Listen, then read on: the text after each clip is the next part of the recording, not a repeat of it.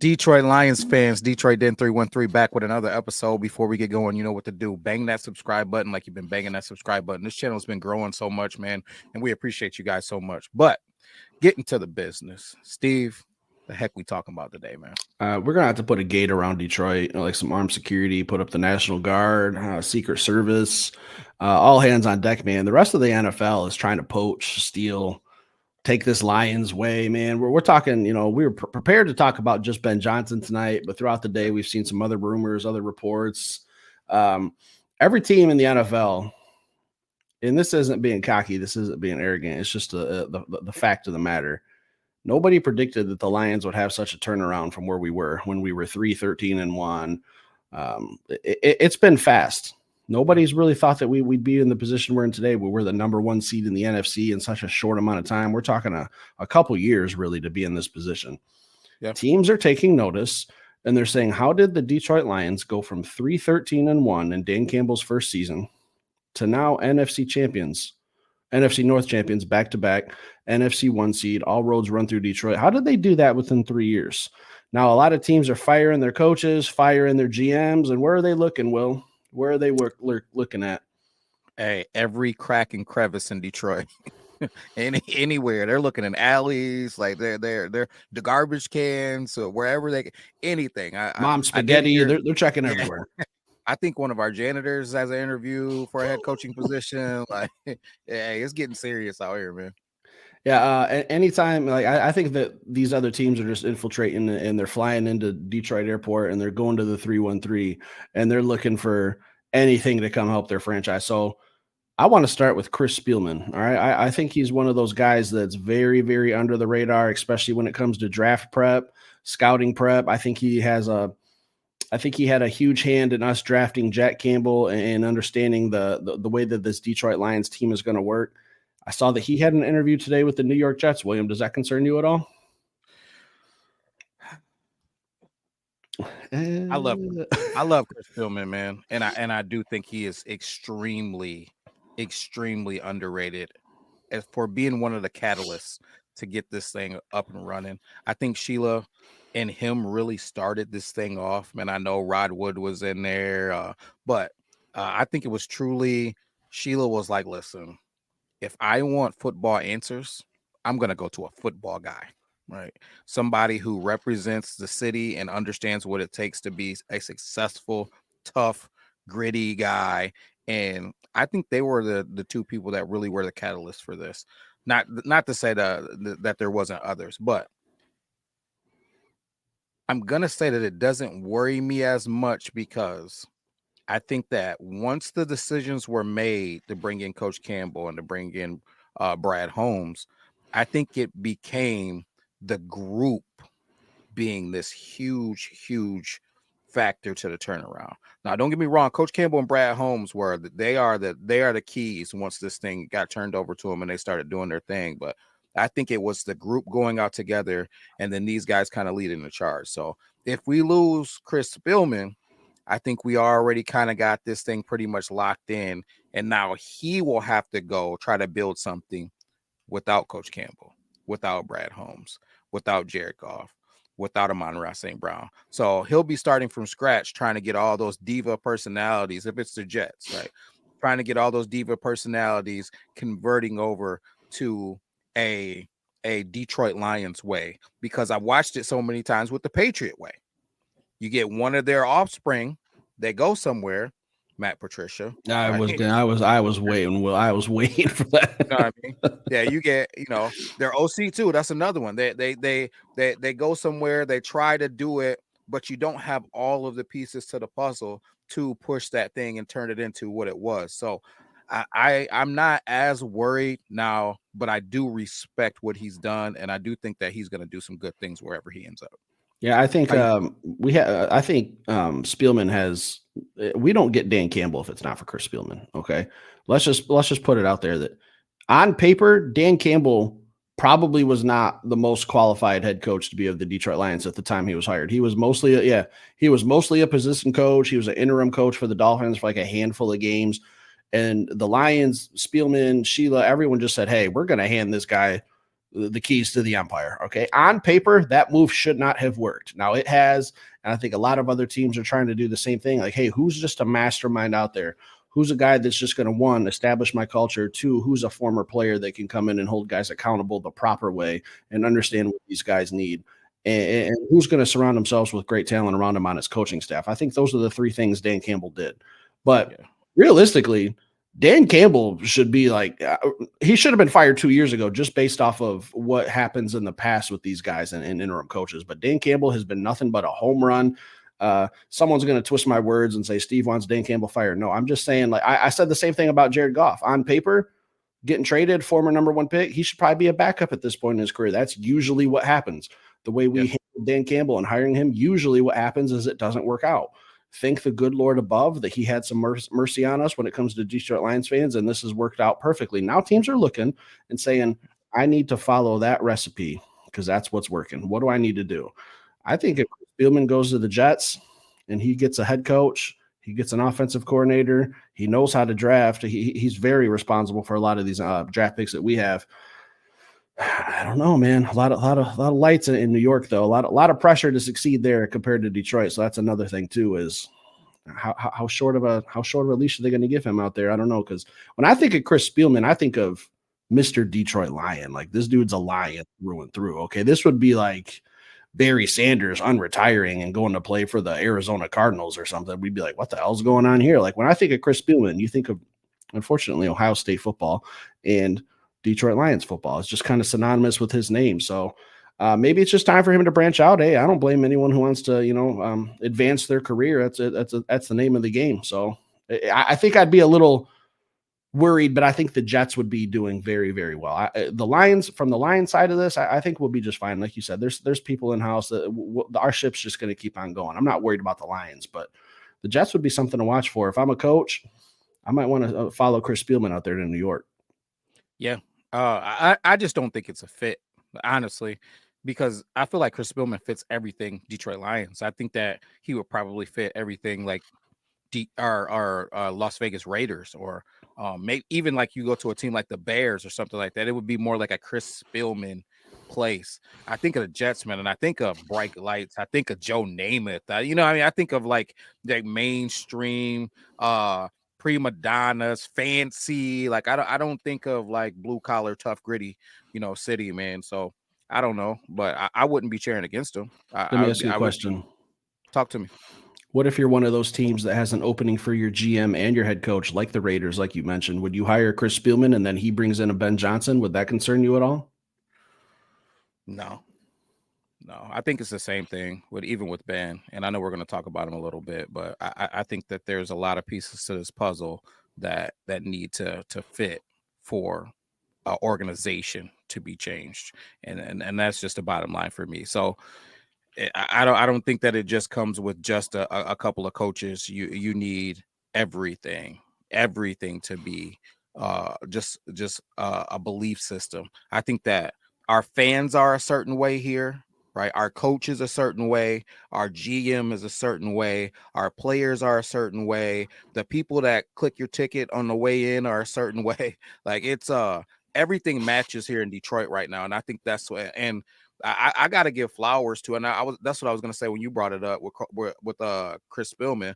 I got to give flowers to Chris Spielman, because when they hired Coach Campbell, I was like, man, I really want to coach Saleh. Like, we had a chance at Vrabel when we hired Matt Patricia too. Like, what are we doing, man? This dude is talking about biting kneecaps. Pat McAfee is clowning this dude every week. Like, man, we're not winning football. I was like, man, like, I'm not ashamed. You said it the other day. The most humble thing that you can do as a man is say when you were wrong. I was completely wrong about Coach Campbell, man, and I'm so thankful that Chris Spielman had the foresight to bring him in, man, even though he didn't have the best resume, or he wasn't a sexy pick for a coach for the people that were out there. And I'll say another thing I was wrong about Dan Campbell at, man. I remember when he got that first win against the Minnesota Vikings, who we just beat and clinched the NFC North for back-to-back years. Man, when he was crying, I think I told you, I was like, I think I texted you and said, yeah, you did. Well, this guy can't be my coach, man. We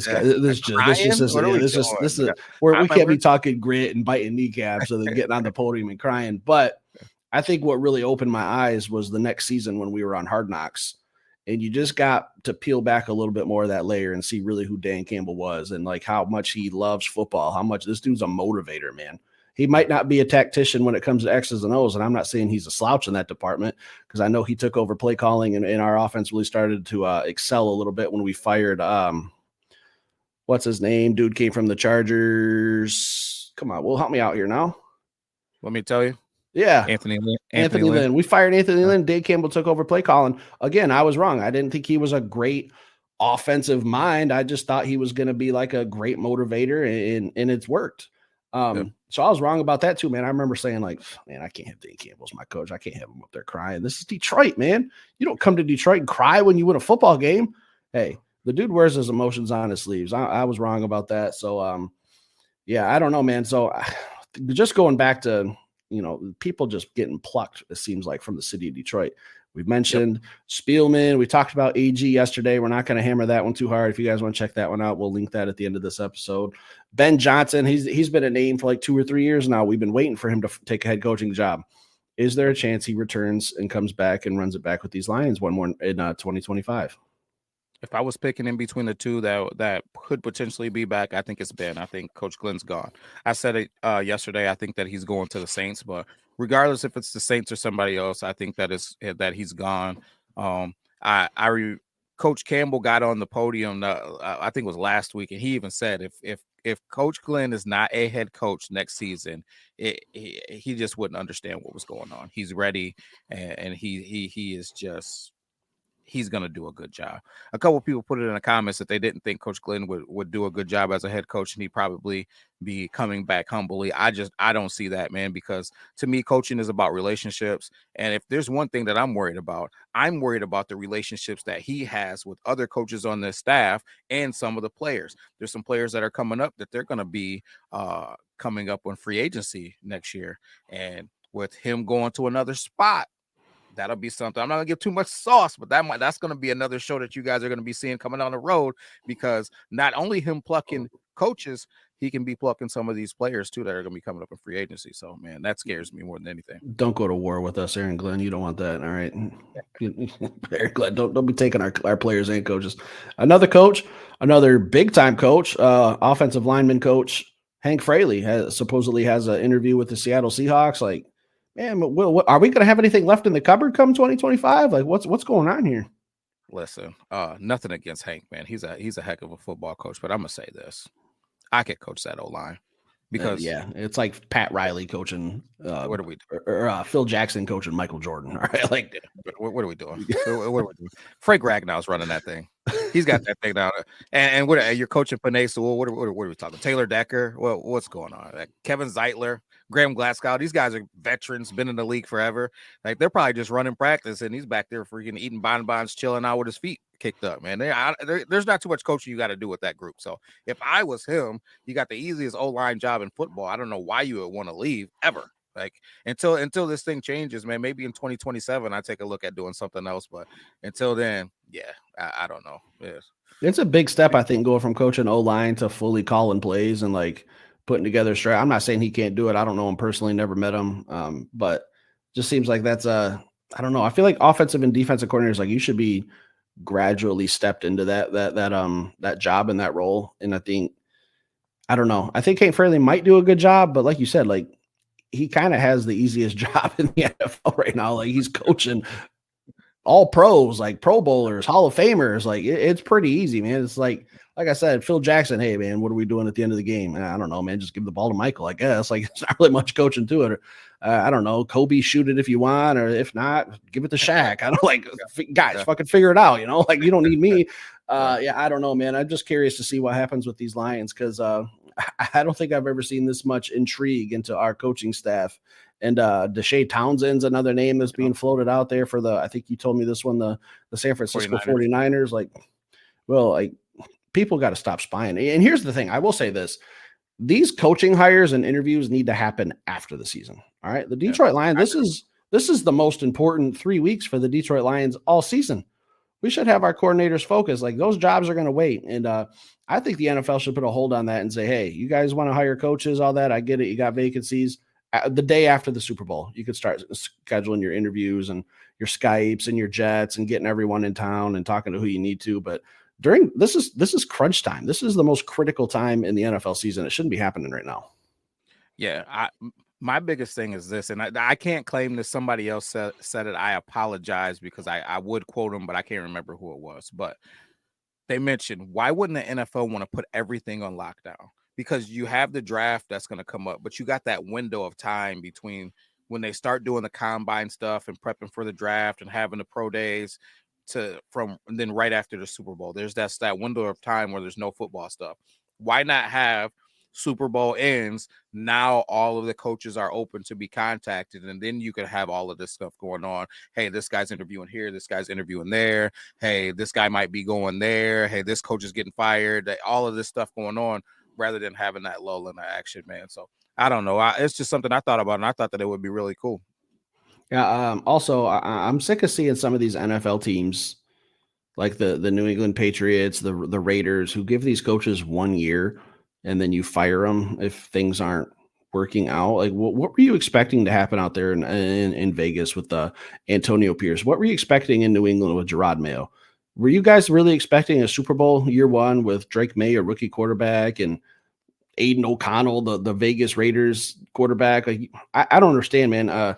That's another thing is I hope that when our guys are making their decisions, they're going to good places. Like Ben Johnson's kind of hinted at before. He wants some stability, a solid franchise with a good past. I wouldn't be looking at that Raiders job. I wouldn't be looking at that Patriots job for how they just handled their last coach. A one and done. Let's be honest. Nobody really thought the Patriots were going to be Super Bowl front runners this year. So for them to fire their coaches like that, that's something that if I were Ben Johnson, Aaron Glenn, Hank Fraley, I'd be looking into something like that. Yeah, no, I wouldn't blame him. I wouldn't blame him, man. You got to do your due diligence, man. I wouldn't just be jumping on anything either. But at the same time, I think as the teams, they're looking at it like this: who's out there potentially that I can get? You know what I mean? Hey, I like this guy. He's okay. Maybe he figures it out over the next few seasons. But hey, if I'm the Raiders and I got Tom Brady as one of the owners, and maybe he can talk Bill Belichick into coming in. Man, maybe I got to make a move. You know what I mean? Hey, if I can get, I know Mayo, I like you, man, but maybe I can get Vrabel in here. Maybe I got to send you packing, man. So I think these teams are looking at when these bigger names become available or they're showing interest in coming back and taking over a head coaching position job, they find excuses to get rid of these first year guys. Will, are you nuts? About what? You're going to bring up Bill Belichick like he's not dropping his girlfriend off at the school bus every day in North Carolina, that job he's taking. He's checking out them sorority houses right now. Are you nuts? He's trying to see what those pom-poms, man, if you know what I mean. And I'm not talking cheerleaders, Will. I'm not talking cheerleaders. Bill Belichick is real busy out there in North Carolina right now. There's a lot of talent out there he's scouting, if you know what I mean. Oh, my goodness. Like I said last episode, you've been on fire. you brought it up. I was just thinking Bill Belichick's got his eyes on something, and it ain't football related out there in North Carolina. All right. Anything else for tonight? Oh, that's it, man. You got to get me out of here. All right, guys. Stick around, hit that like button. We'll be back later with another show.